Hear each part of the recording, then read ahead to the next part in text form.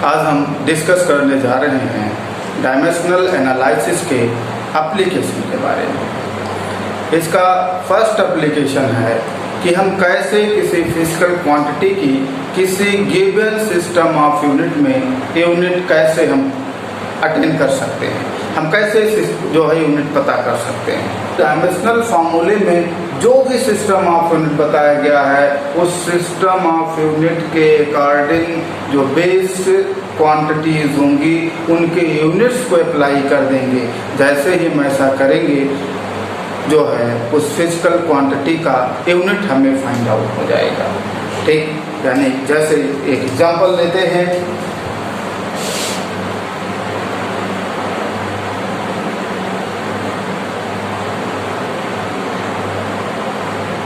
Find the SI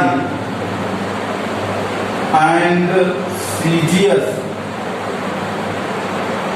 unit of force। हमें force का SI unit और CGS यूनिट दोनों फाइंड करना है।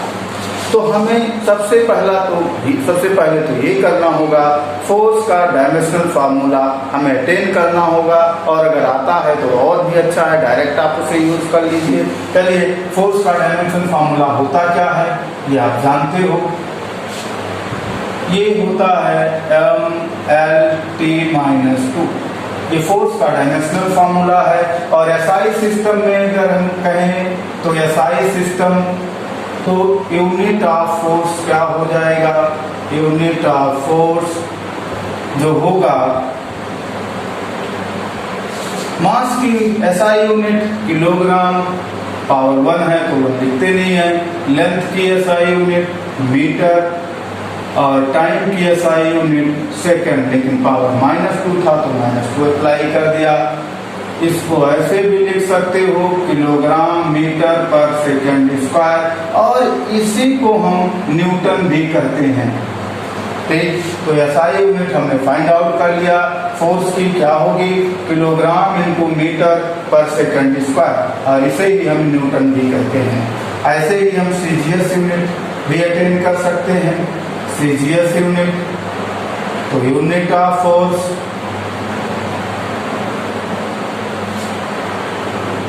अब सीजीएस यूनिट अगर फाइंड करना है तो मास की सीजीएस यूनिट ग्राम होती है, लेंथ की सीजीएस यूनिट सेंटीमीटर होती है, टाइम की सीजीएस यूनिट सेकंड होती है।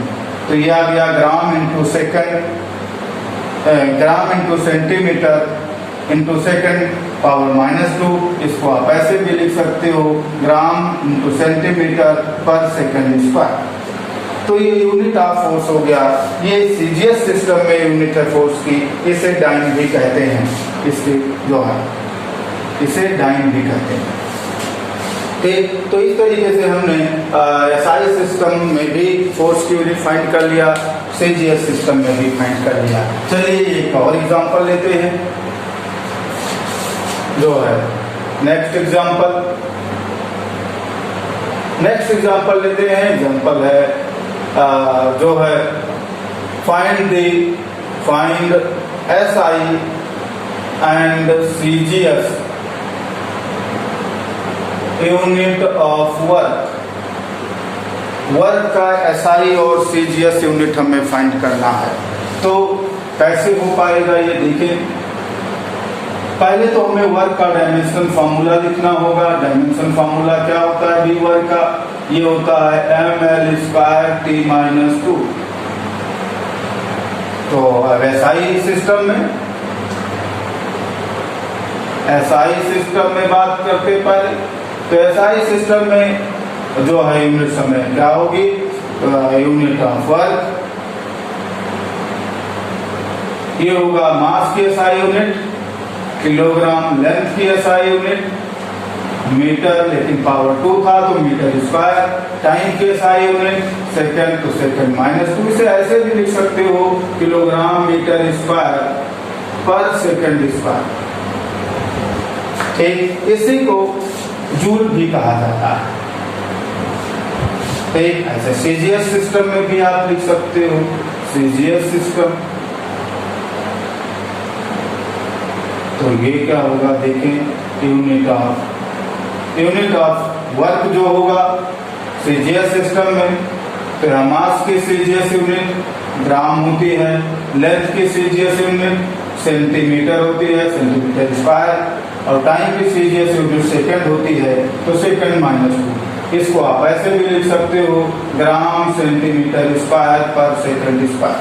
तो ये हमने अटेन कर लिया सीजीएस यूनिट ऑफ वर्क। इसको शॉर्टली ऐसे अर्ग भी बोलते हैं, ग्राम सेंटीमीटर स्क्वायर पर सेकंड स्क्वायर को अर्ग भी बोलते हैं। तो इस तरीके से हम फाइंड कर सकते हैं किसी भी फिजिकल क्वांटिटी के यूनिट को। डायमेंशनल एनालिसिस का सेकंड एप्लीकेशन है how we can convert of a physical quantity from one system of unit into another system of unit. एक सिस्टम ऑफ यूनिट से दूसरे सिस्टम ऑफ यूनिट में हम किसी फिजिकल क्वांटिटी को कैसे कन्वर्ट कर सकते हैं। तो इसमें एक इम्पॉर्टेंट कॉन्सेप्ट है जो मैं मेजरमेंट में डिस्कस कर चुका हूँ। वो इम्पोर्टेंट कॉन्सेप्ट था कि कोई फिजिकल क्वांटिटी है, उस फिजिकल क्वांटिटी का जो अमाउंट क्यू होगा वो n1 u1 और ये इक्वल टू n2 u2 होगा। ये हम मेजरमेंट में डिस्कस कर चुके हैं। कोई फिजिकल क्वांटिटी Q है और पहले सिस्टम में उसकी यूनिट U1 है और न्यूमेरिकल वैल्यू N1 है, और दूसरे सिस्टम ऑफ यूनिट में उसकी यूनिट U2 है और न्यूमेरिकल वैल्यू N2 है। तो हमने वहाँ डिस्कस किया था, ये बातें हो चुकी हैं कि जो Q होगा वो N1 U1 भी होगा और N2 U2 भी होगा। ठीक, तो ये मेजरमेंट वाले लेक्चर में आप देख सकते हैं, उसको जो है उस वीडियो को आप देख सकते हैं और वहाँ पर ये डिस्कस किया जा चुका है। अब किसी भी सिस्टम में हम यूनिट कैसे लिखते हैं ये हम बता चुके हैं। तो जैसे मैंने सपोज कर लिया कि जो फर्स्ट सिस्टम है, in first system of unit, system of unit, unit of mass जो है वो हमने सपोज कर लिया m1 है, यूनिट ऑफ लेंथ ये L1 है, और यूनिट ऑफ टाइम जो है वो T1 है। हमने अपनी तरफ से कंसीडर कर लिया, वो जब बताया जाएगा यूनिट तो हाँ पता लग जाएगा क्या है। और in second system of unit, unit of mass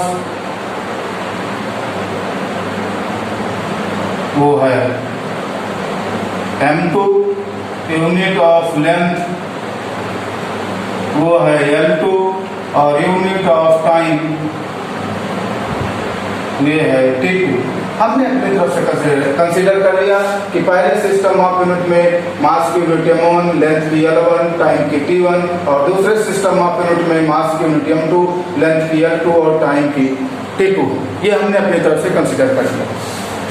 और ये भी कंसीडर कर लिया कि जो डायमेंशन फॉर्मूला है वो Q का है, वो ये है डायमेंशन फॉर्मूला।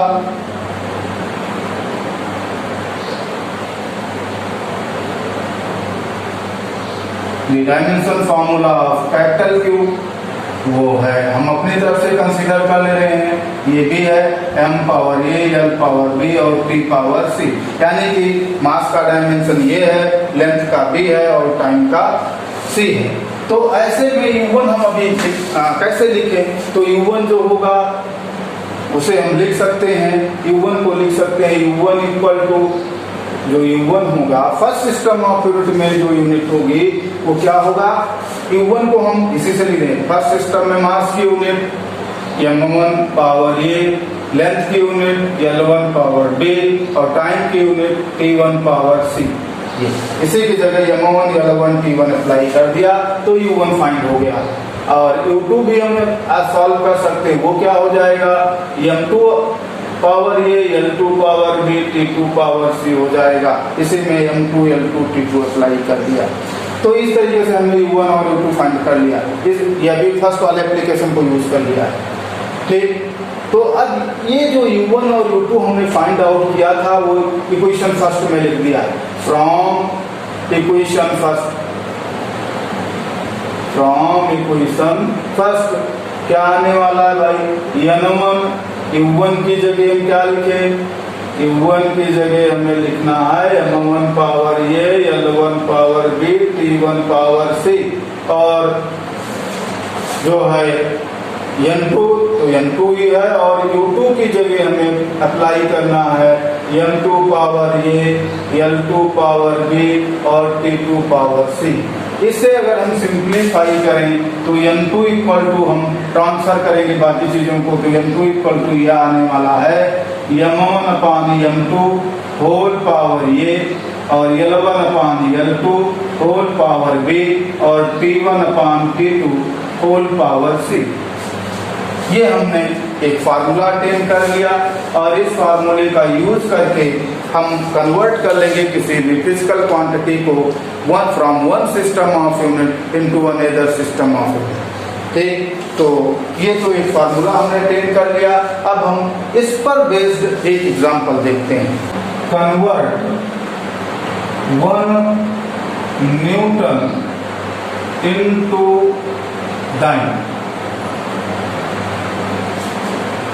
आपको कन्वर्ट करना है 1 न्यूटन को डाइन में। आप जानते हैं, आप चाहे न्यूटन हो चाहे डाइन हो, ये दोनों फोर्स की यूनिट है, यानी जो फिजिकल क्वांटिटी होगी वो फोर्स होगी। और न्यूटन एसआई सिस्टम में यूनिट है फोर्स की, और डाइन सीजीएस सिस्टम में है यूनिट फोर्स की। तो आपको यही पता लग गया किस सिस्टम से किस सिस्टम में कन्वर्जन करना है, एसआई सिस्टम या एमकेएस सिस्टम से सीजीएस सिस्टम में कन्वर्जन करना है। हम सबसे पहले तो ये पता कर लेते हैं कि डायमेंशन फार्मूला क्या होगा। ठीक, डायमेंशन फार्मूला किसका, फोर्स का, क्योंकि फिजिकल क्वांटिटी फोर्स है, तो फोर्स का डायमेंशन फार्मूला क्या होता है भाई, ये होता है m/l(t)-2। इससे हमें क्या मिलेगा, इससे आपको डायमेंशन फाइंड हो जाएंगे मास, लेंथ और टाइम के। मास का डायमेंशन यहाँ कितना है, 1 है। हमने क्या लिखा था फार्मूले में, ये लिखा था, तो ये इक्वल टू 1 हो गया। लेंथ का डायमेंशन 1 है, और वहाँ क्या लिखा था, b लिखा था, b का हो गया 1। और टाइम का डायमेंशन c लिखा था, जो यहाँ -2 है, तो c इक्वल टू -2 हो गया। ठीक, तो हमें ए बी सी भी फाइंड आउट हो गया। और फिजिकल क्वांटिटी हमारी फोर्स है, और फोर्स कितना है, फर्स्ट सिस्टम में 1 न्यूटन है, और सेकंड सिस्टम में हमें पता नहीं है, ये n2 कह सकते हैं, हमें पता नहीं तो हमने n2 कह दिया। और डाइन यूनिट तो हमें बताया ही गया है, ये इक्वेशन से फर्स्ट हो गया। फोर्स जो था पहले सिस्टम में तो 1 न्यूटन था, दूसरे सिस्टम में क्या होगा ये हमें पता नहीं है, तो हमने n2 सपोज कर लिया, यूनिट तो डाइन लेना ही है, तो ये हो गया क्लियर। अब n2 इक्वल टू जो फार्मूला था वो हम अप्लाई कर लेते हैं, लेकिन सबसे पहले फर्स्ट एग्जांपल है इसलिए हम लिख देते हैं। जो है m1 को हमें क्या लेना है भाई, m1 पहले सिस्टम में है, पहला सिस्टम यहाँ जो है न्यूटन लिखा हुआ है, यूनिट अगर न्यूटन है तो एसआई सिस्टम या एमकेएस सिस्टम होगा तो ये किलोग्राम लिखा जाएगा। l1 क्या होगा, l1 मीटर लिखा जाएगा, और t1 जो होगा वो सेकंड लिखा जाएगा। ऐसे m2 सेकंड सिस्टम में जाओ, और सेकंड सिस्टम में यहाँ यूनिट देखिए डाइन लिखा हुआ है, जो सीजीएस यूनिट है, और सीजीएस यूनिट में मास की यूनिट m2 जो लिखी जाएगी वो ग्राम लिखा जाएगा। l2 लेंथ की यूनिट वो सेंटीमीटर, और टाइम की यूनिट जो होगा वो यहाँ भी सेकंड ही है। तो सारी चीजों को हम अप्लाई कर लेते हैं, तो फार्मूला अप्लाई कर लेते हैं। m2 इक्वल टू अभी मैंने बताया था m1, और m1 अपान m2 होल पावर ये, l1 अपान l2 होल पावर b, और t1 upon t2 whole power c। Values को पुट कर दें तो n2 इक्वल टू n1 कितना है जरा देखें, ये n1 1 है। ठीक, m1 क्या है भाई, ये तो किलोग्राम है, और m2 क्या है, ग्राम है। होल पावर ये क्या था, 1 था। l1 मीटर है, l2 सेंटीमीटर है, होल पावर b जरा देखो ये भी 1 है, और t1 सेकंड है, t2 भी सेकंड है, और होल पावर c -2 है। इसे सिंप्लीफाई कर लो, ये 1 तो है ही है। अब मैं बता क्यों रहा था इसे, यहाँ किलोग्राम है, यहाँ ग्राम है, तो ग्राम ग्राम तो कैंसिल हो, यहाँ किलो प्रीफिक्स बचेगा। किलो का मीनिंग होता है 10 टू पावर 3 और पावर 1। यहाँ मीटर है, यहाँ सेंटीमीटर है, सेंटी का मतलब मीनिंग होता है 10 टू पावर -2। मीटर कैंसिल होगा, क्या बचेगा 1/10 टू पावर -2 और होल पावर 1। सेकंड कैंसिल हो गया, यानी 1 पावर -2, 1 का होल पावर -2 ये हो जाएगा। अब इसे सिंप्लीफाई कर लो तो n2 इक्वल टू, फिर तो हमको यहाँ से जो मिलने वाला है n2 इक्वल टू, यहाँ देखिए 10 टू पावर 3 और ये न्यूमरेटर में आएगा, पावर प्लस में हो जाएगा, तो ये यहाँ से आया 10 टू पावर 3 और यहाँ से आएगा 10 टू पावर 2, तो ये हो गया 10 टू पावर 5। यानी n2 हमने फाइंड आउट कर लिया, n2 की जो वैल्यू होगी वो 10 टू पावर 5 होगी। तो अब हम इस इक्वेशन फर्स्ट में ये सारी वैल्यूज पुट कर देते हैं फ्रॉम इक्वेशन फर्स्ट, और वही आंसर हो जाएगा। इक्वेशन फर्स्ट क्या था, जो फोर्स होगा वो 1 न्यूटन पहले सिस्टम में था और दूसरे सिस्टम में n2 कितना आ गया 10 टू पावर 5 डाइन था, तो 10 टू पावर 5 डाइन। ये कई जगह यूज होगा, इसको लर्न भी करिए, करके रखिए कि 1 न्यूटन जो होता है वो 10 टू पावर 5 टाइम के ऊपर होता है। डायमेंशनल एनालिसिस का जो थर्ड एप्लीकेशन है वो ये कि हम कैसे किसी गिवन इक्वेशन के ट्रूथनेस को चेक कर सकते हैं। अब ट्रूथनेस चेक करने के लिए हमें एक पॉइंट को चेक करना होगा, वो ये कि जो गिवन इक्वेशन है क्या वो लॉ ऑफ होमोजेनिटी के अकॉर्डिंग है, यानी होमोजेनेटिक लॉ को वो फुलफिल करता है, लॉ ऑफ होमोजेनिटी को फुलफिल कर रहा है या नहीं। अगर फुलफिल कर रहा है तो वो इक्वेशन डायमेंशनली करेक्ट है, और अगर नहीं कर रहा है तो डायमेंशनली वो इनकरेक्ट कहा जाएगा। ठीक है, तो जो हमें चेक करना वो ये, the equation must be according to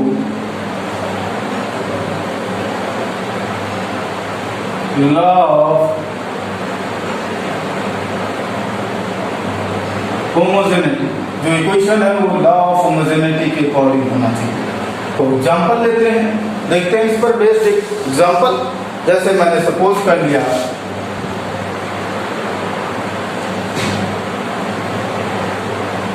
check the truthiness of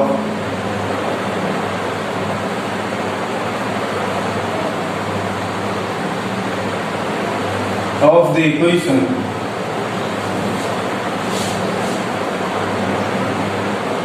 m equal to m naught root of 1 minus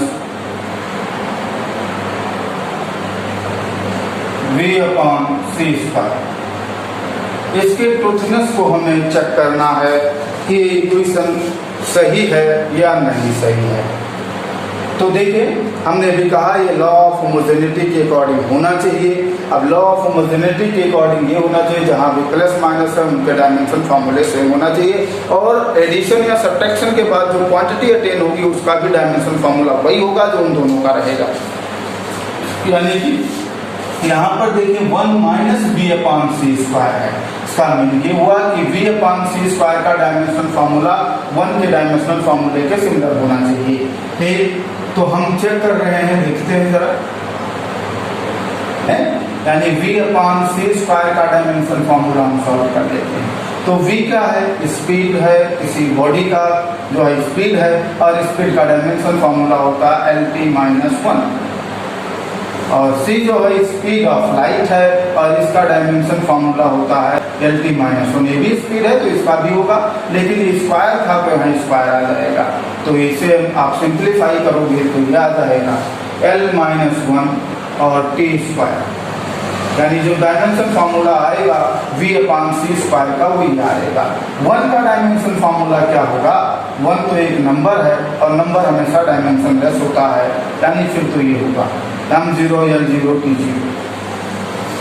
अब लॉ ऑफ होमोजेनिटी तो कह रही है कि भाई 1 माइनस अगर इतना लिखा तो इसका डायमेंशन फार्मूला सिमिलर होना चाहिए, लेकिन यहाँ तो डिफरेंट आ रहा है, यानी लॉ ऑफ होमोजेनिटी को ये फुलफिल नहीं कर रहा है, यानी जो इक्वेशन है वो सही नहीं है, जो इक्वेशन है वो गलत है, इनकरेक्ट है। तो यहाँ पर जो है आप लिख सकते हो द इक्वेशन इज इनकरेक्ट। ठीक, तो यहाँ जो क्लियर हो गया कि जो इक्वेशन है वो सही नहीं होगा, ये इक्वेशन गलत है। ऐसे नेक्स्ट एग्जांपल जरा देखते हैं।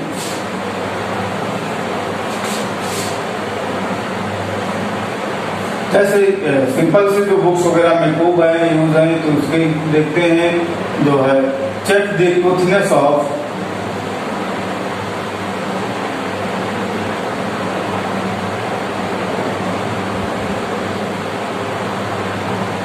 S equal to ut plus half at square, इसके ट्रूथनेस को चेक करना है।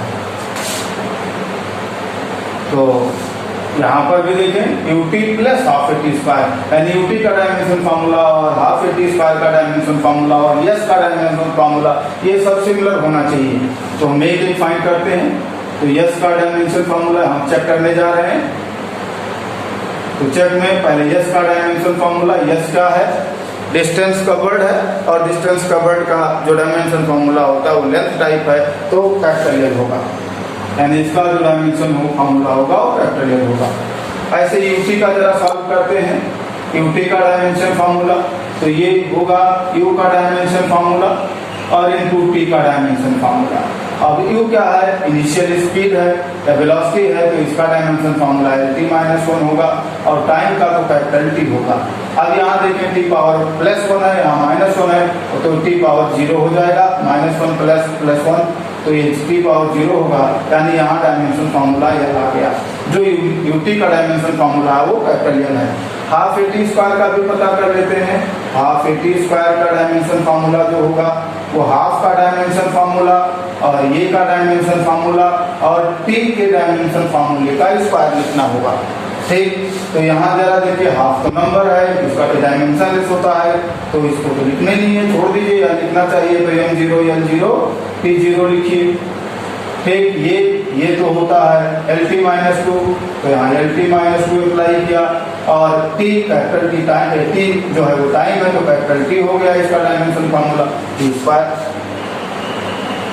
तो इसे जब आप और सिंप्लीफाई करोगे तो m तो 0 ही रह जाएगा, यल यहाँ देखें क्या आ रहा है, यल ही रहेगा, और t स्क्वायर यहाँ पर है, और यानी t स्क्वायर यहाँ आएगा, और t पावर -2 है, तो यहाँ t पावर 0 हो जाएगा, या t हट जाएगा, या केवल आप लिख सकते हो यल हो गया ये।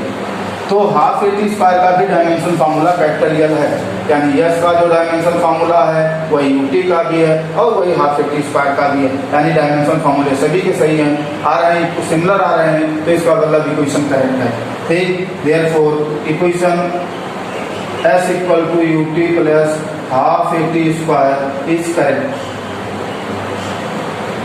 ठीक, तो इससे हमें फाइंड आउट हो गया कि ये जो इक्वेशन है ये करेक्ट होगा। डायमेंशनल एनालिसिस का जो लास्ट एप्लीकेशन है वो ये है कि हम किसी भी गिवन क्वांटिटी के लिए हम फार्मूला कैसे ड्राइव कर सकते हैं। ठीक है, डेरिवेशन ऑफ फार्मूला,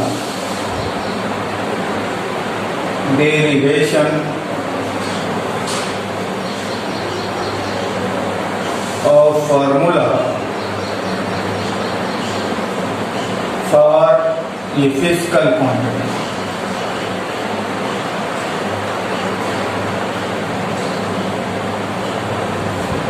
तो इस एप्लीकेशन में ध्यान देने वाली बात यह है कि ये आप तभी कर पाएंगे जब आपको कम से कम ये बताया गया होगा उस क्वेश्चन में कि वो जो फिजिकल क्वांटिटी जिसके लिए आपको फार्मूला ड्राइव करना है वो किन किन क्वांटिटीज पर डिपेंड कर रही है।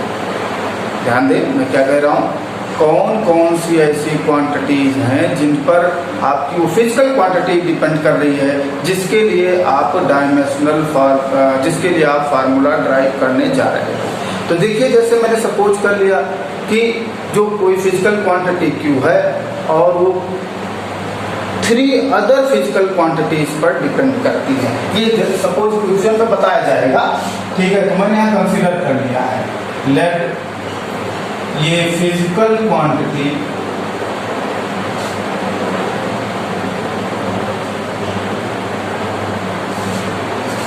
Physical quantity capital Q depends to the other 3 quantities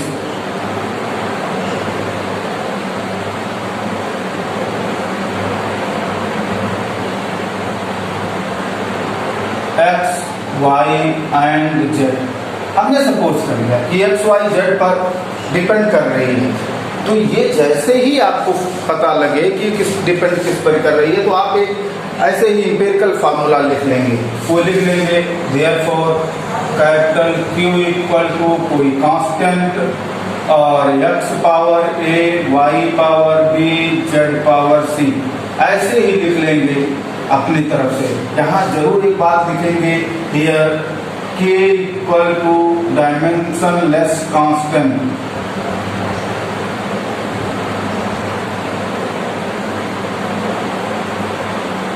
ये जो यहाँ के है वो डायमेंशन लेस कांस्टेंट है, और ए बी सी जो है वो कोई जो पावर्स हैं वो हमें अभी फाइंड कर लेंगे। वो कैसे फाइंड होंगे, वो नेक्स्ट आगे का प्रोसेस आप देखें तो कैसे हो पाएगा, देखते हैं।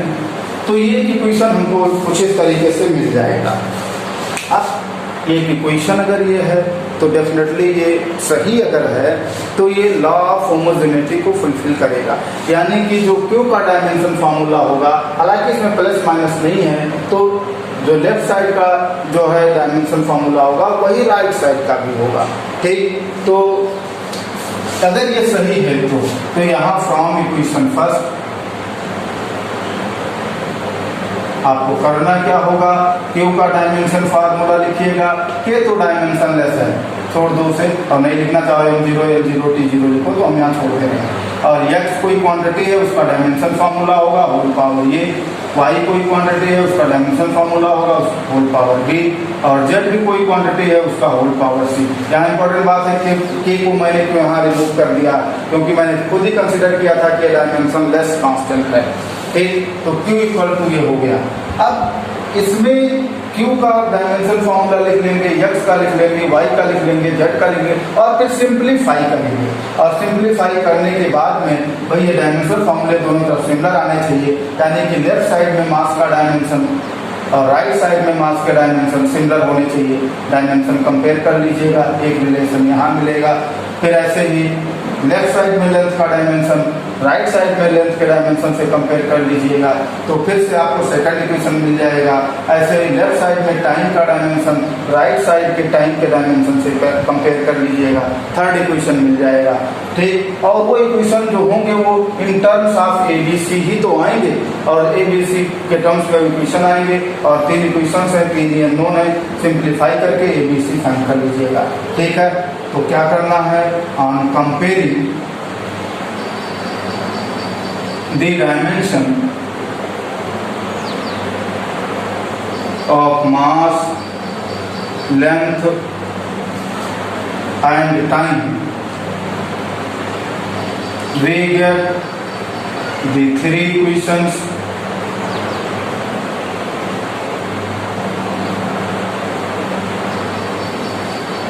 on solving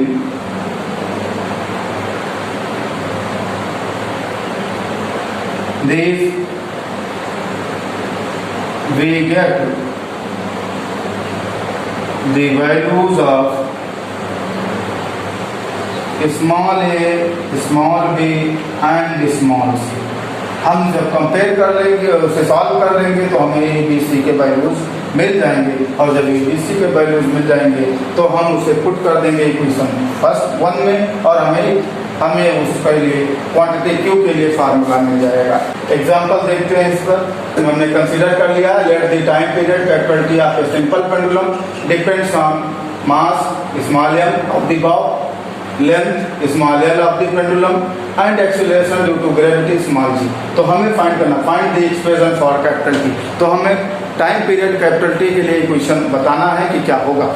तो देखिए सबसे पहला हमारा काम ये होगा, हमें पता लग गया है कैपिटल टी किस किस पर डिपेंड कर रहा है, मास पर, लेंथ पर और जी पर, इन तीन क्वांटिटीज पर डिपेंड कर रहा है टी।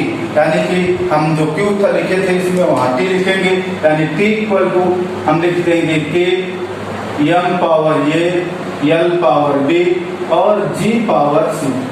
ध्यान दें इस इक्वेशन को जैसे मैंने लिखा था, इक्वेशन फर्स्ट हो गया। अब हमें क्या करना होगा, दोनों साइड के डायमेंशन फॉर्मूले लिखने होंगे। ठीक, तो दोनों साइड में डायमेंशन फॉर्मूले लिख देते हैं। क्या होगा, टाइम पीरियड है यानी टाइम है, तो इसका तो डायमेंशन फॉर्मूला कैपिटल टी होगा। के डायमेंशन लेस है, लिख देते हैं कि डायमेंशन लेस कांस्टेंट।